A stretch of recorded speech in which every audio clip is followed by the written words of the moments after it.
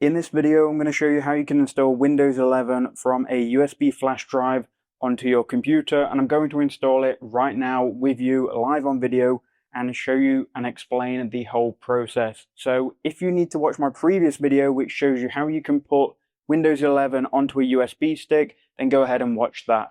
First, what you need to do though is you need to go ahead and plug in your USB stick into your computer once you've actually got Windows 11 on this stick. Installing from a USB is very practical, and if you always have one lying around, you'll never be without a copy of Windows 11. So I've just plugged in my USB drive into the back of my PC. Now what we need to do is turn the PC off and then on, and we need to access the boot menu. Now this is going to be different depending on your motherboard, but what I suggest you do is go to your phone or any device and just type in your motherboard boot menu. And it's going to give you a boot menu key. So as you can see, my boot key is going to be F8. So I'm going to turn the computer off. I'm going to turn it on. And as soon as it's on, we're going to spam F8 on the keyboard. So I'll bring you along and we'll do this right now.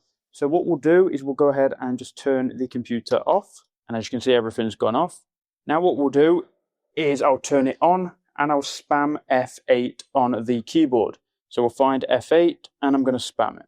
Okay, so I'm turning the computer on now, and I'm going to spam F8. And just keep doing that, and eventually you will enter the boot menu. So there you go, I'm spamming F8, and then this pop-up will appear. Now this will be different depending on your computer and your motherboard. So now you should see this window, which is going to ask you to select the boot device. You can move up and down with your keyboard, which should be plugged in. I'm going to choose the only one which is here, which is our USB. So click enter. It's then going to essentially boot from that USB which has Windows 11 installed. So as you can see, we've got some settings to agree to. You've got some language settings. I'm going to keep it on US English, and we can click on next. Then we've got keyboard, which I'm going to keep on US, and these are all going to be default. Click next. Now I would like to choose install Windows 11 and agree. Click next. Then you need to go ahead and enter your product key if you've got one. If you don't have one, click I don't have a product key, then click next. It's going to ask you what image you want to install. Keep it on Windows 11 Home, then go ahead and click on next.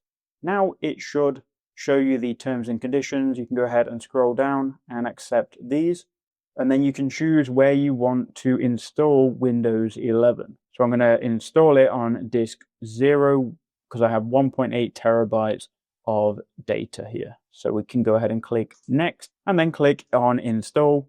And as you can see, we're now installing Windows, and I'll be back once this has updated.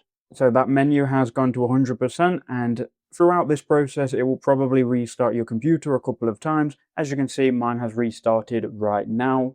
So just be patient. As you can see, we are now counting up to 100% again and installing Windows. Okay, so we seem to have some sort of progress. Is this the right country or region?